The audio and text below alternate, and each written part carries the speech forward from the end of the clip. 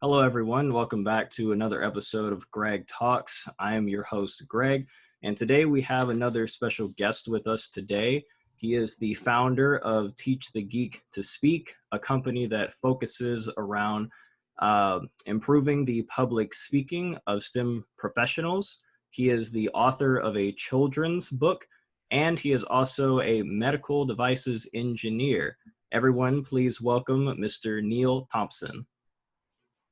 Thank you for having me, Greg. I'm glad to be here.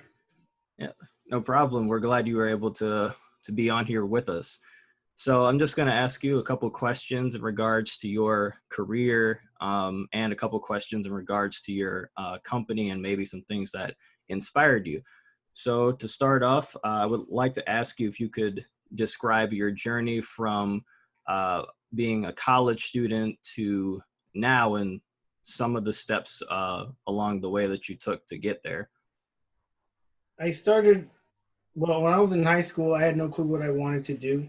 Hmm. And my father suggested that I study engineering. Actually, it was more of a suggestion. It was more of a demand. He said, study engineering. And I said, Hmm. okay. And so I ended up studying engineering in undergrad. And then he said, go for a master's. And I did that too. And then he said, go for a PhD. And I started down that path, but I quit the PhD after a year. It's Okay. one thing to be told what to do when you're 18.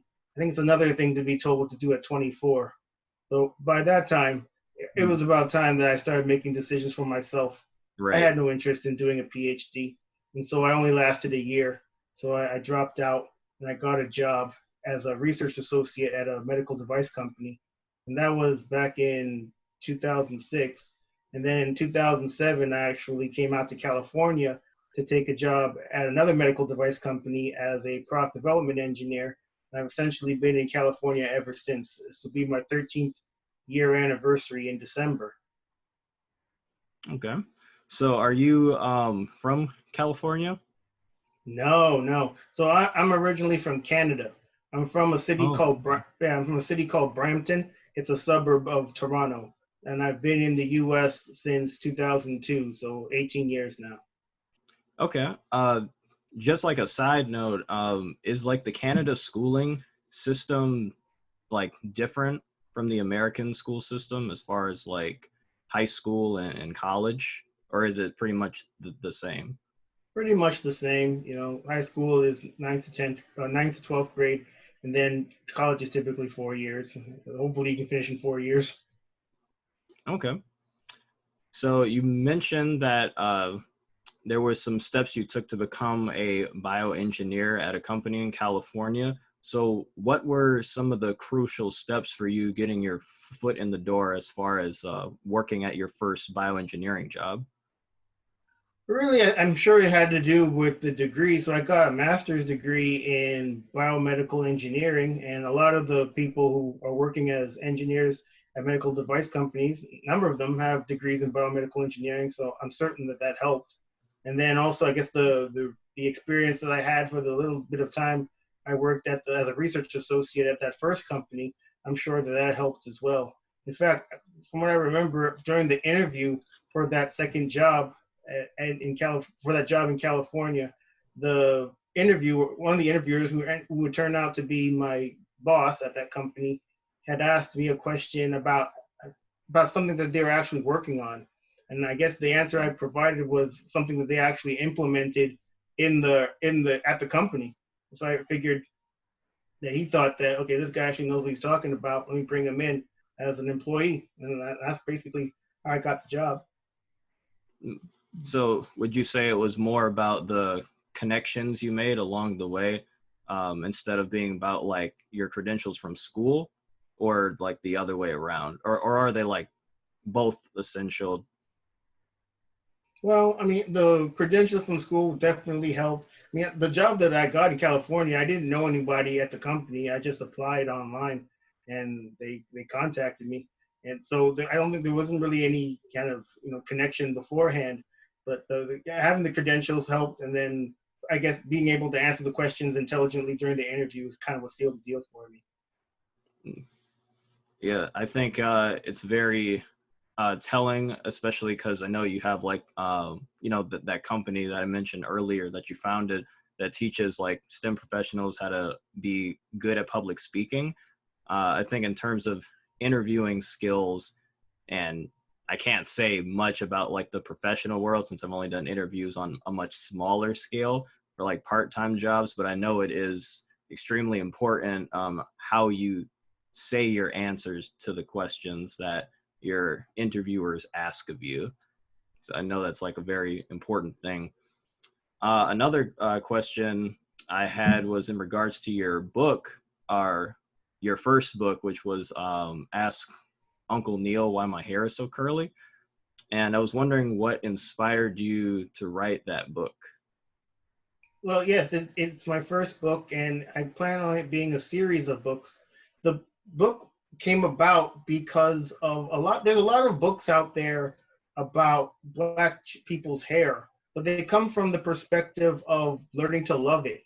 And I was never going to write that type of book because I already like my hair. That wasn't a Right. journey that I had to go down. Mm-hmm. So I wrote the book from the perspective of a boy, which was my nephew Anthony, asking me why his hair is the way it is, and I use science to answer the question.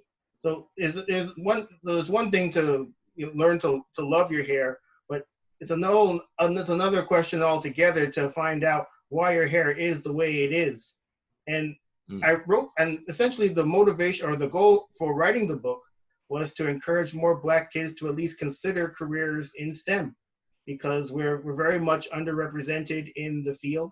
I Yep. wrote the book for young children, ages 6 to 8, and I wrote it for such young children because I want to give them the confidence to know that there aren't any careers that are off limits to them strictly because they're Black. We can do anything that anyone else can do. Yeah, I think it's very important that those books are out there to inspire children to pursue like STEM fields because, like you said, there aren't that many Black engineers as there should be, or doctors, or really any other STEM field for that matter. So I think any kind of art that basically tells Black kids that no, you can become like a neurosurgeon, you can become a biomedical engineer. It is possible with enough perseverance and hard work, but you have the power to do it. And I think that's very, very important to have those types of media out there. Moving on to my next question, when you were a bioengineer, what was your favorite part of the job? Working in the lab for sure. My least favorite was being at the computer typing up reports, but actually being in the lab doing the experiments and seeing the results of that was certainly my favorite part. In addition to going to conferences. So I guess the output that came from those lab experiments, we would write up reports on them and then submit them to conferences to actually present at. And so being able to travel to these various conferences, learning about what else is going on in the field, and just soaking up that knowledge, that was a great part of my job as well. Okay. What was something that you would say like during those conferences that was the most essential takeaway? Well, it comes back to Teach the Geek. So I used to go when I go to these conferences, I would go and sit in on conference talks. And those are some of the most boring presentations I've ever witnessed in my life. Especially, well, with these presentations, a lot of the times the people presenting are academics. So Mm-hmm. we're talking PhD students, postdocs, and professors. And at least within academia, public speaking isn't something really that is not necessarily encouraged, but it's not seen as that big a deal. It's more about doing the actual research and putting out papers, putting out publications. Right. So when these people present at these conferences, oftentimes what they do is they just get up there and read their slides, and then they answer some questions and then leave, and then the next person would go. They wouldn't take much account in, at least from what I gathered, they didn't take much, I guess, interest in connecting with the audience and even keeping within time. Oftentimes they go over time, which obviously would would Mm-hmm. it would cause problems with keeping to the schedule of the conference. So these are some of the things that I noticed, at least at the conferences I went to, that I found a problem with. Not only that, but even when I worked in at the company, I had to give presentations in front of management, and I was terrible at it. And it's because I didn't take a lot of these things into account either. I didn't take account connecting with an audience, staying within time. I would just slap some slides together and then read them, and then pretty much get off the stage as quickly as I possibly could. Right. And I noticed a lot of the engineers, they did essentially the same thing. None of us were Tony Robbins up there. So Right. I noticed that. So I know that both within myself and then within the presenters that I saw at these conferences. So I definitely saw that there was a need for people like myself, people that work in the STEM fields, to become more effective at communicating with others, especially people from outside our fields, and especially the decision makers. So would you say in regards to public speaking, like what's the number one thing people slip up on? Because I know for me, when I was taught how to public speak effectively, which was back in high school for the first time, I think for me, my largest issue, like you mentioned earlier, was either going over time or just taking, not pacing myself well with the content that I needed to read or speak about. So what would you say is the biggest like problem when it comes to public speaking? I say the biggest one is not taking the needs and wants of your audience into consideration when putting your presentations together. Because you can have all the knowledge in the world, but if you're not able to connect with the people that you're speaking with, they're not going to listen to your presentation. And essentially, you've wasted your time and you've wasted their time as well. So when it comes to putting presentations together, you really have to keep in mind what the people in the audience want and need from the presentation, and also their level of expertise. You don't want to use a whole bunch of technical jargon if you're speaking to people who may not understand what all that technical jargon is. You may want to use more analogies and I guess different examples to convey your message to these type of people. So just keeping that in mind when you're putting your presentations together is very important. Okay. So I know that Miss Sadler, when she told me some things about you, she did mention that you were heavily into like comic books and things that revolve around geek culture. So I was wondering what was something that you've taken away from geek culture, either in the past or recently, that has stuck with you now? I think that there used to be a pretty negative connotation about geeks, but all really a geek is someone that's very passionate about a particular subject. I mean, Hmm. it doesn't even have to revolve around anything technological or STEM related. And so, really, just embracing the fact that I I am an engineer, it's not something to be, I guess, embarrassed about. Maybe that's certainly something I took away from geek culture. And the fact that I called the company Teach The Geek is really a call to action to people like myself that it's okay for us to be the way we are. And at the same token, there's more for us to learn. A lot of us that come from the engineering or STEM backgrounds, we can be kind of arrogant at times. If you go Hmm. through an engineering program, typically it's one of the more challenging undergraduate degrees you can get. So when you finally do get it, you can kind of put yourself up on this pedestal and think that there's nothing else to achieve after that. But that's just the beginning, getting a degree in any discipline, really. Once you get out into the workforce, there's still a whole lot more to learn. Technical knowledge can only get you so far. If you don't have the soft skills to be able to communicate with others, there's only so far you can go within a company or within your career. And that's something that I had to come to realize at some point. Okay. And why would you say that there is a such negative connotation with being a geek? I mean, obviously, I know it's not as bad as it used to be when I was a kid, or even before that. But I've always wondered myself, like, why people associate it with like something bad, something to be ashamed of. Though, is it? Do you think personally it's because like they're just not as passionate about the same things as people who are into those things are, or is it like something else? Well, I think that just for such a long time, think being a geek just wasn't seen as being cool. It was more about sports and other, I guess, more, I guess, other endeavors. But but that certainly has changed, especially since more geeks are getting into sports. So so there could there certainly Mhm. be a blurred line there. I mean, when I was in school, you had the jocks and you had the the nerds and you had the emo kids and you had the drama kids, the various cliques. But now all those blur all I believe all those, I guess, those boundaries are being blurred. You can have people on the and a sports team, but they also participate in robotics club.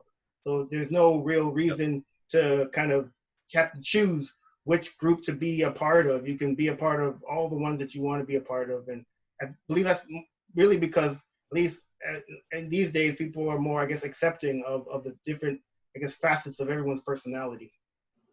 Yeah, I would definitely agree with that. I think now more than ever, especially with the advent of, well, things like anime within like the last 2 decades, I do think being a geek has become more of a cool thing for sure.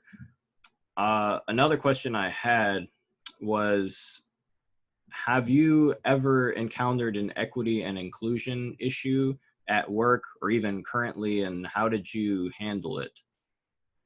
Hmm. Not that I can think of, but I'm kind of a, perhaps I'm a black sheep in that sense, no pun intended, Hmm. when it comes to that those type of issues. Even if such a thing had happened to me, I probably was too involved with whatever I was doing that I wouldn't have noticed.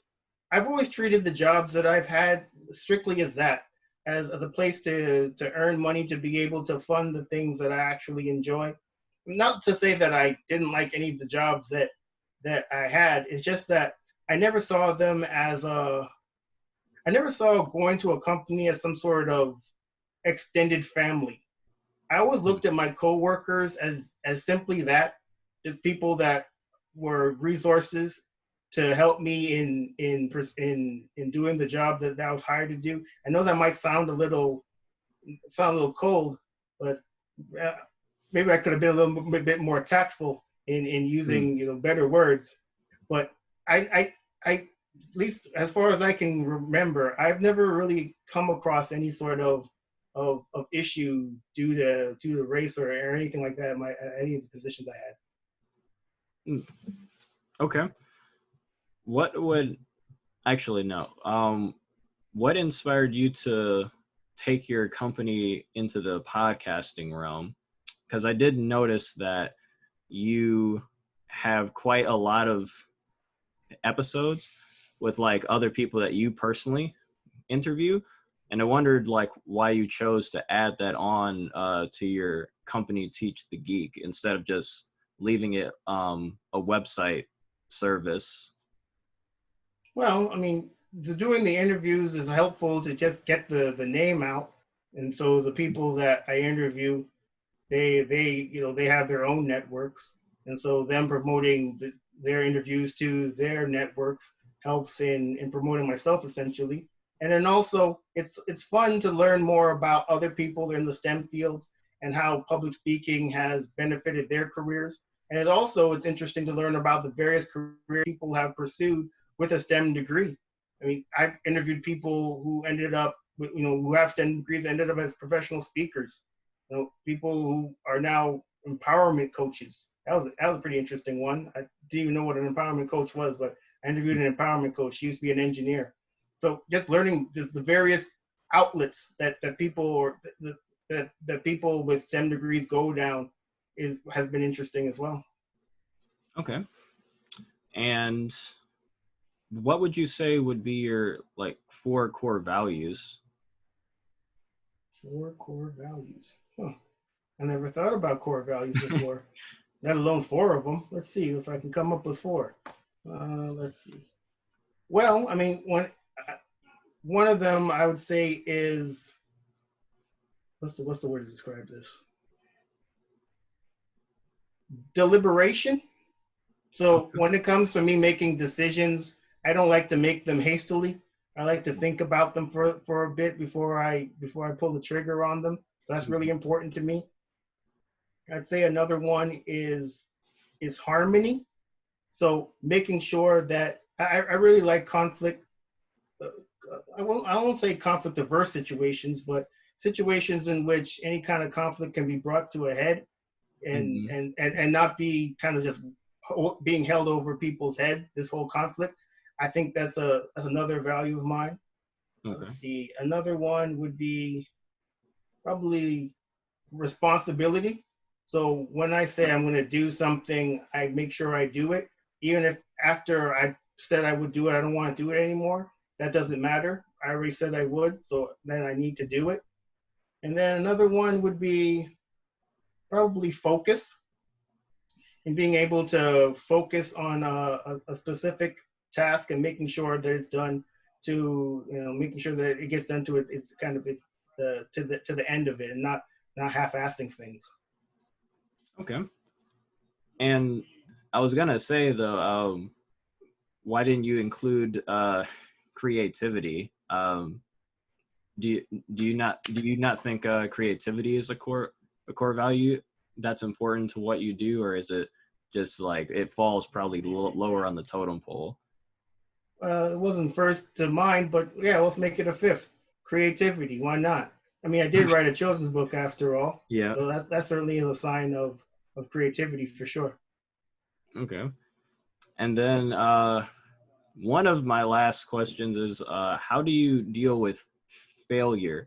Me personally, the way I've dealt with it, the most recently, is I've talked to like accountability partners to make sure that I don't do what I did before, instead of like hitting myself down so hard though and trying to avoid it. So how do you, or what's your process for dealing with failure? I look at failure as a learning experience. I Mhm. think when you look at it from that lens, it stops being a negative and then becomes a positive. I mean, all of us are going to have instances where things don't work out as we planned.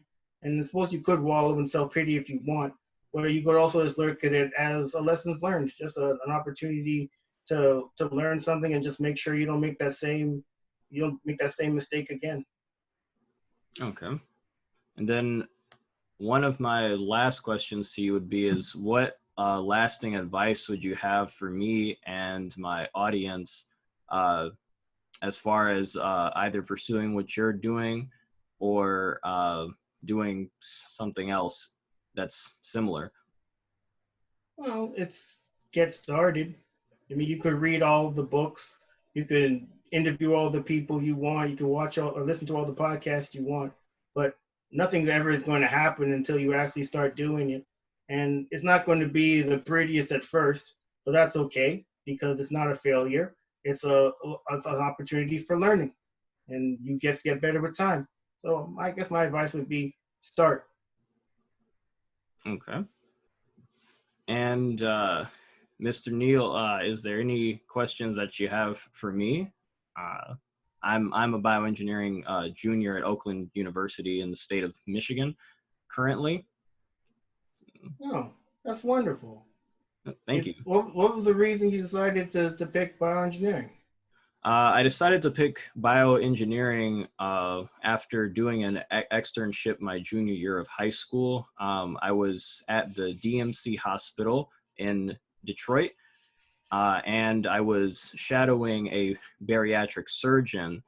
And at that time, I was kind of hell bent on pursuing becoming a surgeon.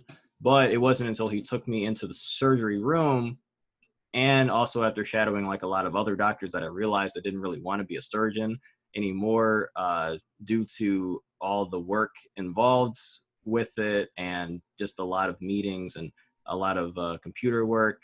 I don't know. I just personally wasn't really feeling it. But then he showed me this machine called the Da Vinci, and I became very much enamored with using it. That I had to be told to get up from it after he put me into a simulation, because I loved the intricacies of how it worked and the things that were put together to make like the arms move to assist surgeons in their surgery.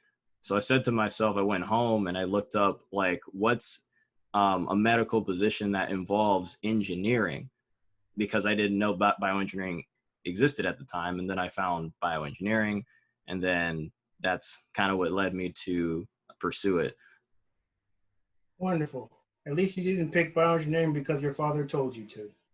No, nope. I've never been that kind of person. I always do things that I'm interested in. It's my number one thing. So It's a good thing you got that lesson earlier than I did. Kudos to you. yeah, thank you. What do you plan on doing once you finish your degree? Once I finish my degree, I am planning to get my master's degree somewhere. I'm still doing research on where that's going to be, but that's like my short-term plan. And then later on after that, though, I want to start my own business practice in bioengineering. Wonderful. Well, I wish you all the luck in your endeavors, Greg. I'm sure that you'll be nothing but successful. Thank you. And the same to you with the future of your Teach the Geek company. I do hope to be one of the people you interview down the line when I get more into my career. And I also want to thank you for spending time with us on Greg Talks today, for sharing your knowledge and continuing to do what you do best, which is inspire others to follow their dreams. And Wonderful. with that, I hope you have a good day, Mr. Neil. And for anybody that's interested in learning more about Teach the Geek, I'm going to put all of Mr. Neil's information in the description below of this video. And if you want to find more out about me or engage with me more, you can press that subscribe button down below. You can comment to engage with us, or you can follow me at Greg Talks on Instagram. All right. Have a good day, everybody. Bye. Thank you.